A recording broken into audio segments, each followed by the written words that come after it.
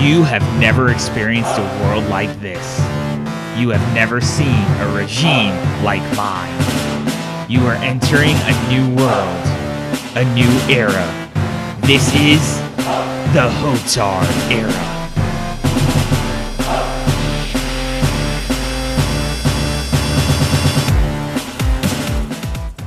It's my world, you're just living in it. Welcome to the first episode of the Hotard Era, the latest podcast presented by the Hotard Huddle. And we have Hotard's Heating Up, which is basically going to be my chance to rant and get on my soapbox about something, whatever that may be.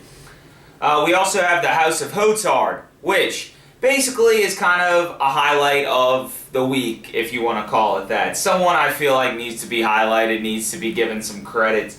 Then we have the heartbeat of the hierarchy, which is going to be a fan poll, which this week, if you haven't seen it, it was best supervillain. So I'm going to dive into that. Then we have Inside the Huddle, which you may have missed. And coming up on Inside the Huddle towards the end of the show is going to be the contest winners. So I hosted a contest where I asked you to get some likes for Hotard Huddle. It was very successful. I had almost 100, so I'm really happy about that. So I'm going to announce the 5 winners. The grand prize is that Target gift card as well as a Hotard Huddle t-shirt. Then the next 4 are going to get Hotard Huddle t-shirts. With that being said, let's start it off with the mic check.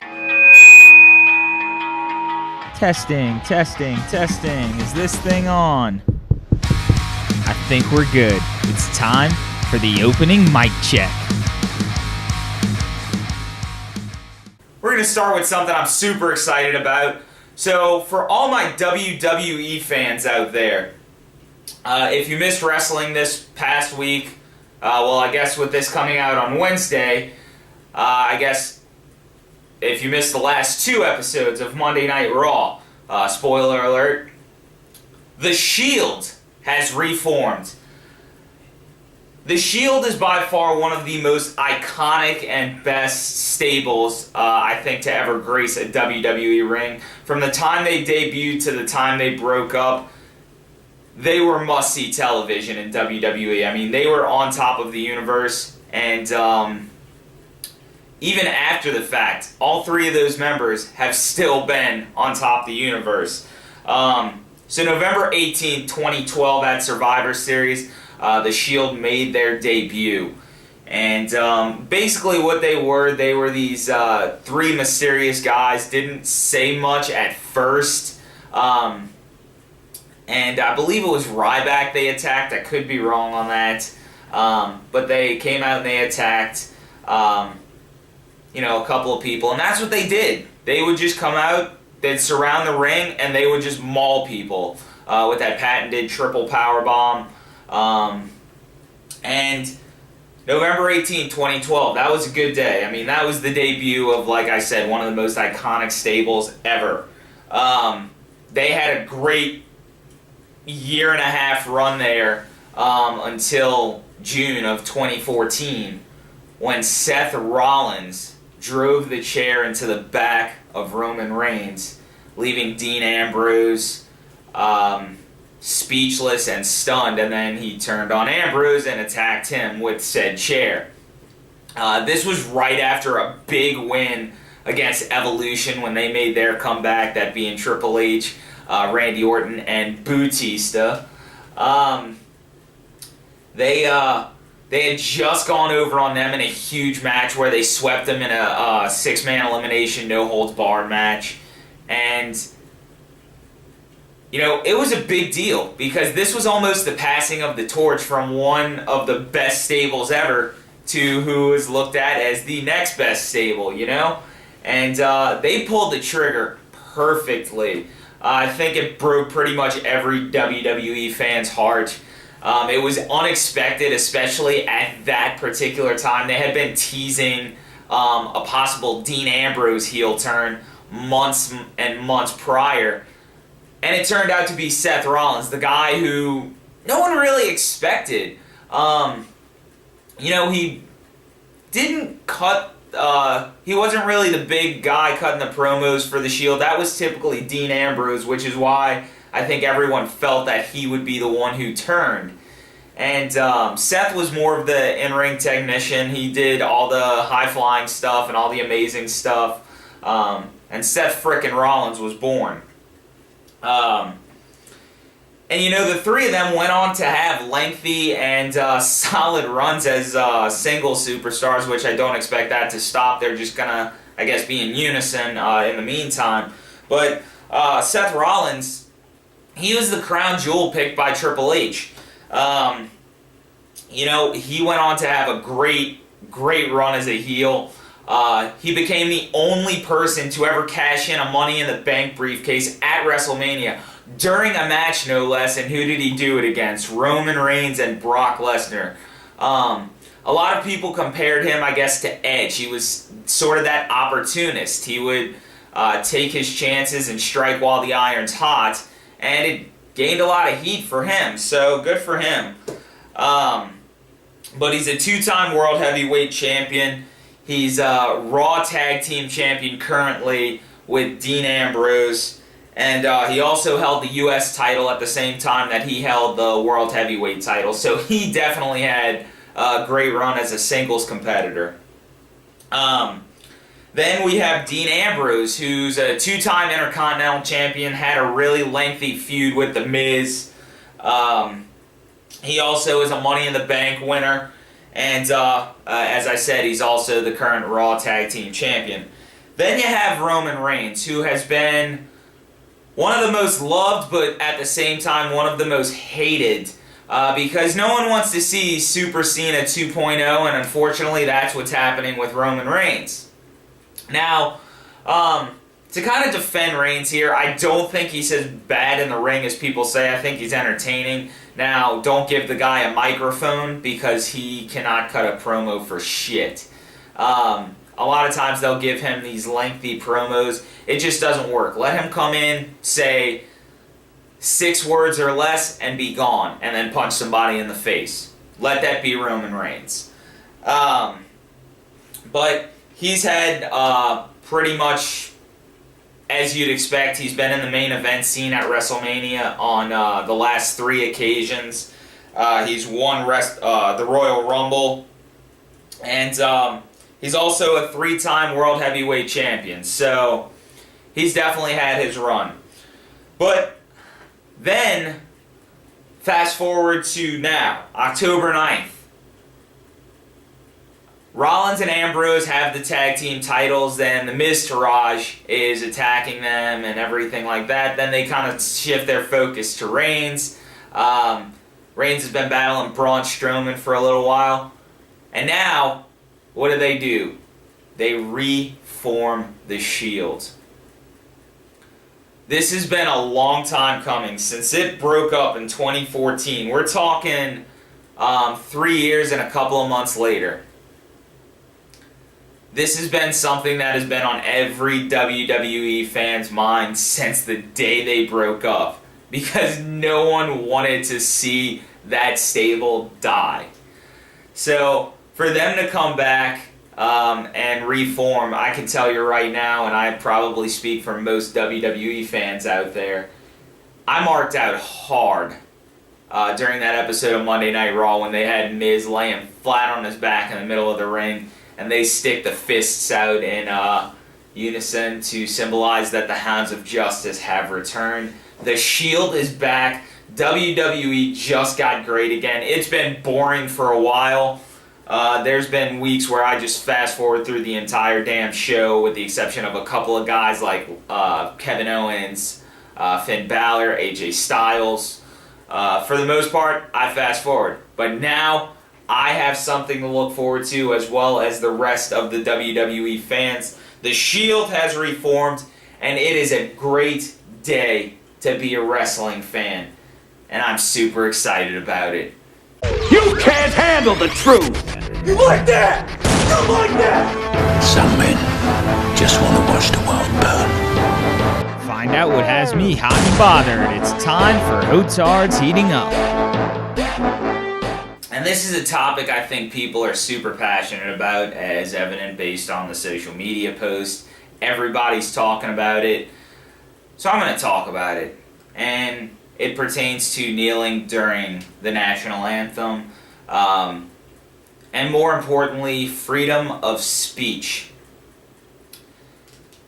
Especially given what's going on in Vegas, the mass shooting there. Obviously, the political sides have taken their stances regarding gun laws and banning automatic, semi-automatic weapons. And everyone kind of has their opinions about these things. And that's what I'm here to talk about, is mainly the beauty of opinions. We're very fortunate to live in a society where we can walk around, we can say these things, we can post these things. And I find it hilarious that when you talk about both sides of the spectrum here, whether you lean far left, whether you lean far right, it doesn't matter. There is a certain echo chamber on both sides of the spectrum here that just don't or can't listen to the other side. And that's fine. If you disagree, I'm all for that. You know, you're not going to agree with everybody. That's just a fact of life. We're not all going to get along. We're not all going to agree. That's okay. What's not okay, to me, is taking an opinion and telling someone to leave the country just because they have it. And you see this all the time. And not to pick on the right here, but I think this sort of stems more from the far right. And the reason I'm talking about this, you know, as I said, kind of stems from the national anthem protests as well as a lot of the controversy surrounding guns in the United States. But this sort of stems from something I saw and commented on and responded to a guy who responded to an article by one of the local publications talking about modifications for assault rifles, or whether or not they should be banned. And you know, he was all on the Second Amendment, saying, "Hey, we have the right to bear arms. You know, if we need a militia, we should have our right to our guns." Yeah, that's fine. You can have that opinion. But then he goes on to say, and if anyone disagrees and they don't like the fact that you can own a gun, leave this country. That's where I have a problem. Because, for a number of reasons, last time I checked, people can have their opinion about guns or kneeling, and it's very well protected by the First Amendment. You have the freedom of speech, you have the freedom to petition, you have the freedom of assembly, you have the freedom of religion, and you have freedom of the press. Those are the 5 protected freedoms. So you can say whatever the hell you want. Now, the backlash that comes from it is also fair. But to sit here and say that you have to leave this country simply because of a matter of difference of opinion, you might as well go to a communist country, because, my friend, that's exactly what you're preaching when you tell someone to leave. And I think it's funny, because those same assholes are the first ones to always scream communist to anyone who happens to be a socialist. Not a very intelligent breed there. And, you know, the more ironic thing about this, you might want to look at this guy right here. For those of you who don't know, that's former President Barack Obama. Someone I'm a huge fan of. If that causes you to unfollow this page, if it causes you to not listen to my podcast, not click on any of my articles, so the fuck be it. You have every right to do that. Just like I have every right to stand behind and like who I want to like. But with that being said, for 8 years that a black guy was in office, I heard how he's an un-American because he didn't put his hand over his heart during his first election. I heard that oh, he's a Muslim terrorist who's here to destroy America. And I heard that he wasn't even a legal citizen and that he never produced a birth certificate. So for 8 years, we heard a lot of bullshit about this guy.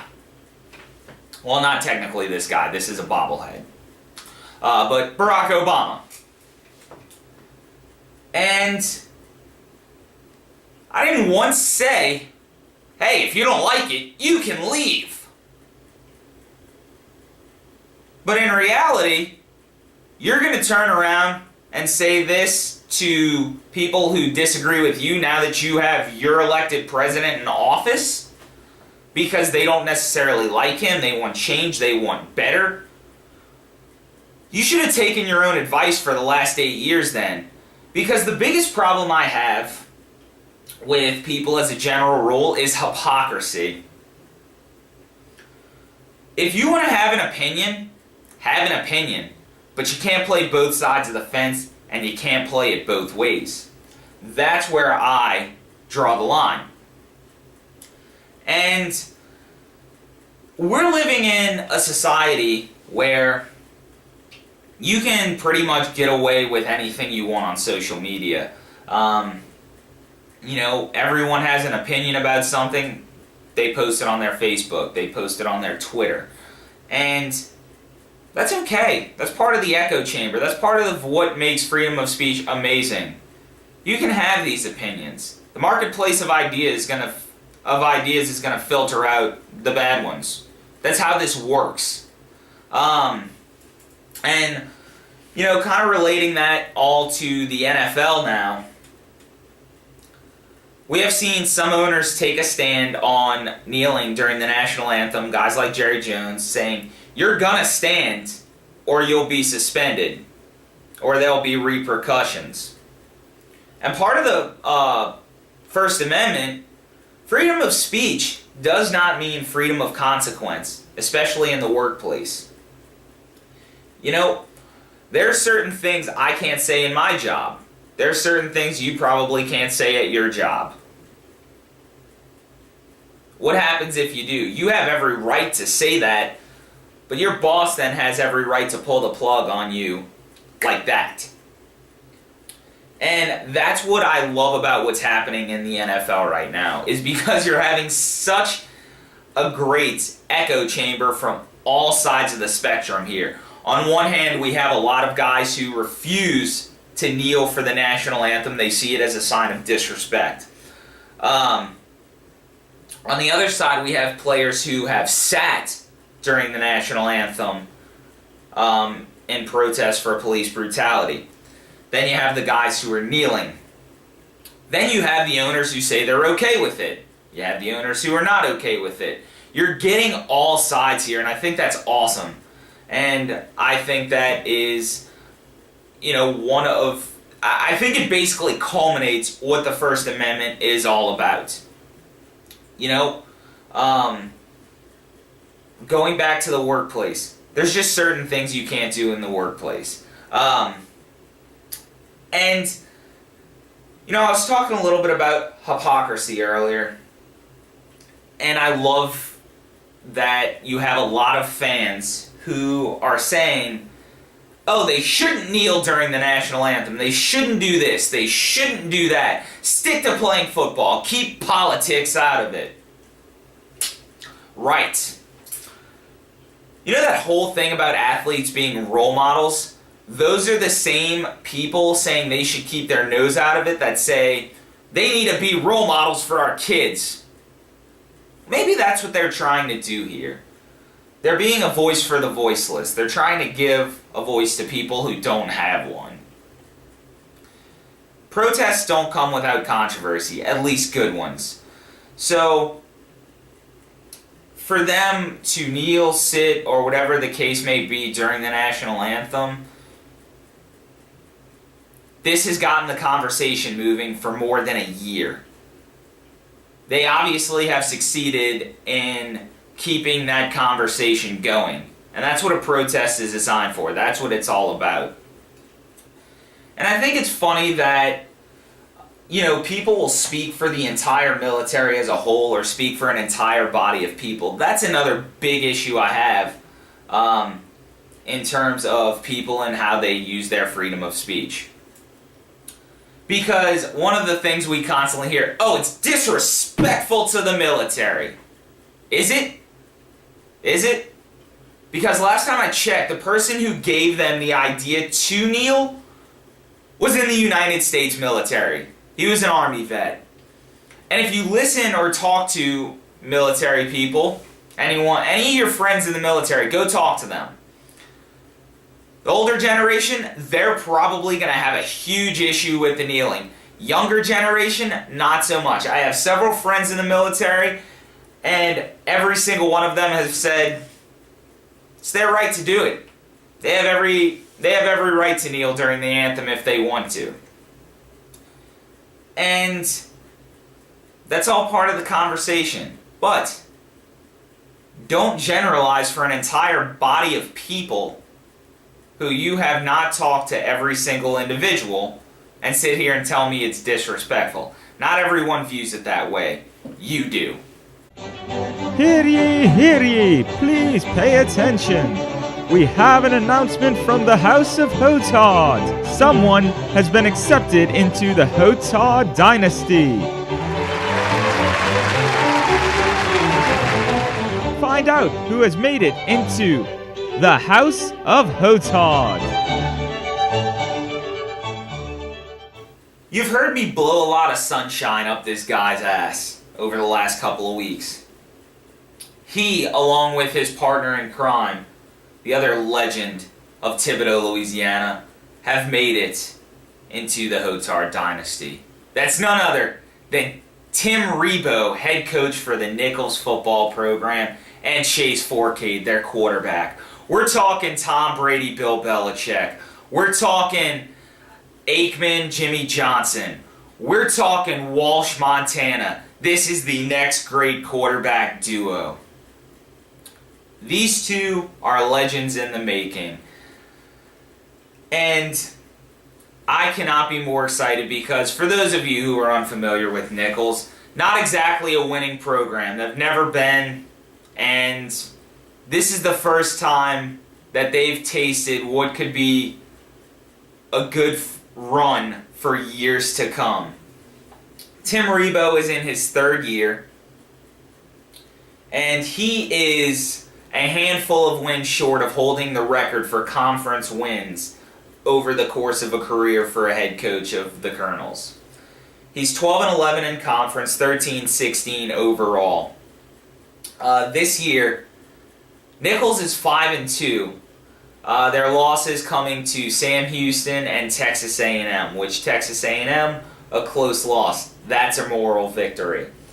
They're 4-1 in conference, and this team is resilient. They have a lot of heart. They play hard. They're physical, and Tim Rebowe's got this ship riding smoothly.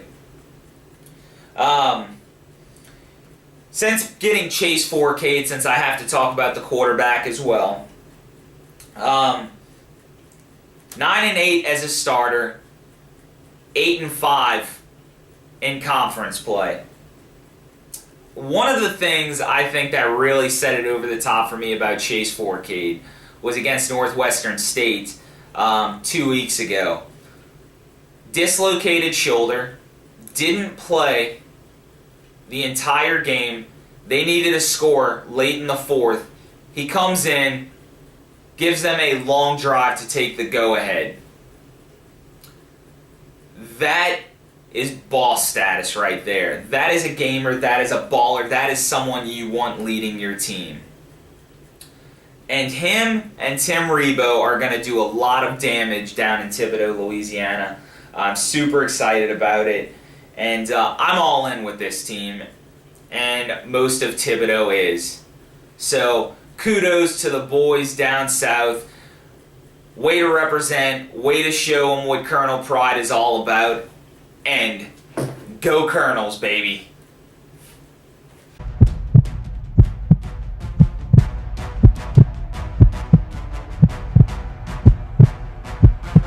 I asked a question, you gave me answers. Let's hear what the people have to say in the heartbeat of the hierarchy.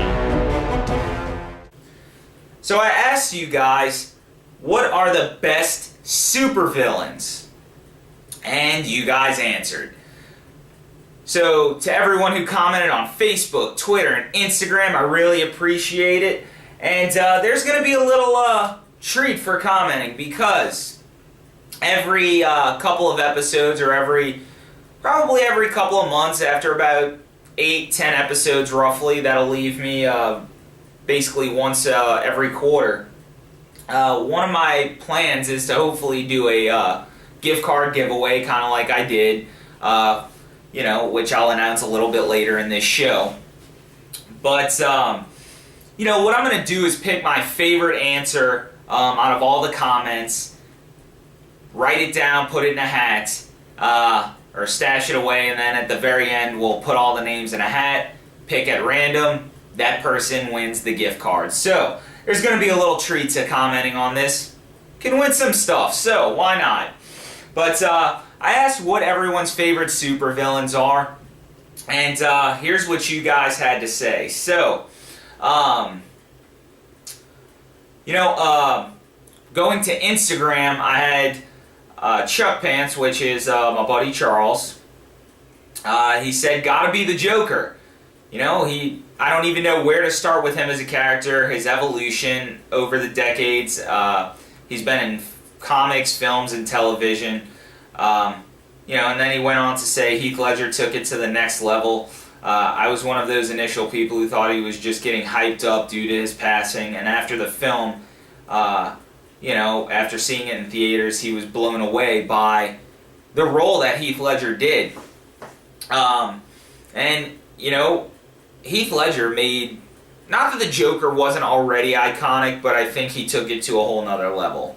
Because now everybody that plays the Joker, Jared Leto, who's playing him in the newer installments of things like Suicide Squad, stuff like that, he's got a lot of hype to live up to. Although there's been so many different styles of the Joker, because it is such a complex character. But going to Facebook, Charles wasn't the only one who said the Joker. In the picture I posted, there's a reason Joker stands in the middle of all these villains, because he is the most iconic. He's the most recognizable. Even if you're not a fan of comics or superheroes, you know who the Joker is. And as I said, Charles wasn't the only one to pick him. We had Casey Wirtz go ahead and say Joker because Batman is the first superhero movie he had heard of as a kid. And then we had Jessica comment he's a tricky, scary motherfucker, which that he is. And then, let's see, we also had Bill Plass go with the Joker because he pushed Batman in the ways that no nemesis could really push their counterpart. He changed and adapted as comic codes did and has always remained iconic, and it's absolutely true. But some of the other answers that were heard here, we had Michael Buddy say Carnage because he don't give a fuck. Hey man, a villain that doesn't give a fuck, that's a dangerous man right there. Because as you said, just doesn't give a shit. He does what he wants. And then I'm really super pumped about this one because when I get to my villains, spoiler alert, he was actually on there and one I was considering. Magneto from X-Men. He has the power to move damn near everything on the planet, if not even the Earth itself. Not to mention that sweet costume. That was by my buddy Matt Labitu. Commented that right before I started recording this. And I'm super glad someone said Magneto. And I'll give my reasons why in a little bit. But just to kind of round this off, also on Facebook we had my wife say Voldemort.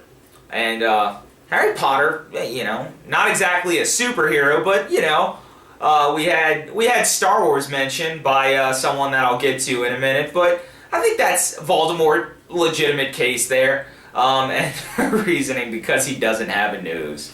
He lost the ultimate game of I got your nose and just never got it back. So his parents were dicks, apparently. But then for my buddy Kurt, I knew he was going to go Star Wars here. But, you know, he had a couple of different ones. For Marvel, he said Kingpin, DC was Brainiac, and then Star Wars, Darth Bane. You know, this is a huge nerd here. Huge comic book person, huge Star Wars fan. Also, one of my best friends was the best man at my wedding. But he, anytime I have questions about comics, he's pretty much the go-to. So he, like I said, reads them all. He's brilliant with them. He keeps me informed with what's happening because the comic book world has just gotten out of control with all the movie adaptations. But one of the things he said in his comment, he posted a lengthy one. You can read it on Facebook. I'm not going to read the whole thing, but he said to really throw a wrench, I would make the claim that the biggest villain in DC is Superman. He's just a walking nuclear deterrent that sets off when it wants. He destroys as he sees fit and then leaves for the cleanup. He would be the fear in people. And I think that's a legitimate argument there. And Superman's kind of a fuckboy anyway, so... but yeah, I really like that reference because, you know, you're kind of throwing the 8-ball there or changing the game a little bit. But as far as Twitter goes, I had Grant Ordorn who said Bane. And his reasoning, why? Well, why not? Hey man, depends on which Bane you're talking about, but if you're talking Tom Hardy, that was one of the best acting jobs. As far as movies go, look, what I'm about to say might actually piss a lot of people off. Heath Ledger did great as the Joker, don't get it wrong, one of the most iconic roles ever. But had he not died, would we be looking at it in the same light? I'm not sure. Tom Hardy, though, crushed it as Bane. He couldn't use his face, basically, to tell the story during that movie. He had to use, basically, his eyes and his eyebrows to signify the emotion he was feeling, the anger he felt, and he crushed it. Not to mention, that dude is a bad man on screen. He got jacked for that movie. But I almost thought that Bane and Tom Hardy's portrayal was more legendary than Heath Ledger as the Joker. And I try to take the fact that Heath Ledger did pass away during that role. So a lot of people might disagree with that, but man, I really loved Tom Hardy as Bane. But if we're talking my favorite supervillains, Michael Fassbender as Magneto in X-Men First Class, I thought he was fantastic. I was never a big X-Men fan. Honestly, I'm not a huge comic book or superhero fan. But, you know, X-Men First Class is by far, I think, takes the cake for my favorite superhero movie. And Michael Fassbender as Magneto was awesome in that role. So I'm going to say Magneto is one of mine. As my buddy Ricky Nix said, it's cliche, but, you know, gotta go with the Joker. He's an anarchist. He just likes to blow shit up. He likes to make a lot of noise, and I love that. I'm all about that. But as far as the role I like best, I actually like Jack Nicholson's portrayal of the Joker from the Batman movie that was made in 89, I think. Michael Keaton played Batman, so you had Keaton, you had Jack Nicholson. Can't really beat that. But Jack Nicholson, by far one of the best actors around. His portrayal of the Joker was awesome. It was just over the top. It was funny, and it's just classic Jack. And then the last one I have to mention. People are gonna kill me for this one, but Mr. Freeze. I've always loved Mr. Freeze. You know, Iceman. But fucking Arnold Schwarzenegger. Batman and Robin is by far one of the most terrible movies you can ever see. I loved it as a kid, but Arnold Schwarzenegger made me fall in love with Mr. Freeze, because when I go back and watch it, if there's one thing I love, it's puns. And every single scene that guy was in, there was a pun. You know, he's got his guy skating around playing hockey, basically, in the beginning with a bunch of diamonds. So I'm going to go with Mr. Freeze, Magneto, and the Joker, which is Jack Nicholson's adaptation of it. I think those are my three favorites. As far as my winner, I'm going to go with Kurt here. Because of his Superman reference. I think it's great that you painted him as a villain. Superman sucks. Anyone who likes Superman is no friend of mine. Fuck that guy. Rev! Where's Rev? Yes, sir. All right, listen, you ready to run? Yes, sir.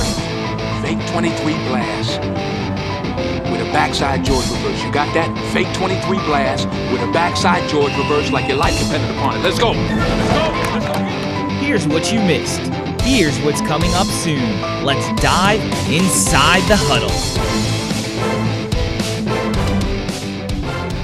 So in case you missed some of the stuff I had posted earlier this week, earlier this month, I called into WWL to debate about Sean Payton, whether or not he should be fired, because on one show they decided to call me a moron, call me out. And I was cut off and hung up on, basically, because they went to break by none other than Christian Garrick, who does that on the regular. And my favorite was him getting on the defensive. Ugh, have you not been listening to this show? Like, no, dumbass, I don't, because you suck at your fucking job. But, you know, you flip-flopped by calling me a moron last week to, we'll just see what happens in regards to Sean Payton, because they're 2-2 now. Yeah, that's a typical Homer response. You suck, and I can't wait to be the one to call in and be like, yeah, told you so, you dunce. That guy sucks, if you don't catch my drift on that. You know, one of the columns I really enjoyed that I did was 10 things that I experienced during my childhood that Finn won't. So for all you 90s babies out there, check that out. That's a really good one. You definitely going to bring back some memories there. And I got a couple of things coming up.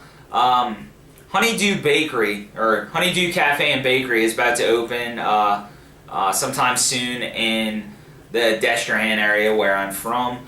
And that is actually one of my best friend's little sisters who's opening up the little cafe, so I'm super excited about that. I'm actually going to be doing a story on that real soon here, as well as the Bleed Purple 5K for Alzheimer's. You can buy tickets on eventbrite.com or stop at the gym I work at, which is Anytime Fitness in Luling. And then one of my clients, actually, I'm really excited for her. She's made some pretty big strides in her fitness journey. So I'm gonna highlight her a little bit because I think she deserves it. She deserves her moment in the sun. She's been crushing it. So super happy for her. And then the last thing, and not least, what most of you are probably waiting for all those that participated in the Light campaign, it's time to announce the winners. So, as I said, the way this is going to work is you get a t-shirt if you fall in the top 5 for number of likes. The person who got the most likes, the grand prize is a Target gift card as well as a Hotard Huddle t-shirt. So with that being said, rounding off the top 5s, falling at number 5 was none other than my buddy Nate Welch, who I just did a story on. He won a major screenwriting competition, which I also wrote a story about, so be sure to check that out. But Nate Welch, you get a Hotard Huddle t-shirt. Hey, you get a t-shirt. Yeah, alright. Next up is my buddy Grant. Ordoin over in good old Thibodaux, Louisiana. Fellow colonel. He's definitely red and gray all the way. So he also got me some likes so that you'll get a Hotard Huddle t-shirt. He's also, big supporter of the blog, likes a lot of the stuff on Twitter, retweets it, stuff like that. So always appreciate it. Then we have Jessica Bailey, who, again, another big supporter, along with her husband. Basically, they're practically married, let's be honest. But no, her boyfriend Danny, who's one of my best friends. We got Jessica, who rounds off the number 3 spot. Then my dog Brandy, who I just talked a little bit about, falling in at number 2. You just missed out on the gift card. I'm sorry about that, but you get that t-shirt. And then last but not least, the last part of that power couple I just talked about, the winner of the Target gift card as well as a Hotard Huddle t-shirt is my boy Danny. So Danny has gone into the real estate business and doing real well with it, but be sure to like his Facebook page. It's the Gray Hill Realty team. It's him, his buddy Denver, and Nam. So those 3 guys are doing some good things there in the real estate industry. If you're looking to buy a house, if you're looking to sell a house, give them a call. Gray Hill all the way. Those are some good people there. So help my buddy out. He helps me out. Great friend of mine. So going to give him a little shout out and plug there. But congrats on the gift card, man. And sure won't be long before I see him.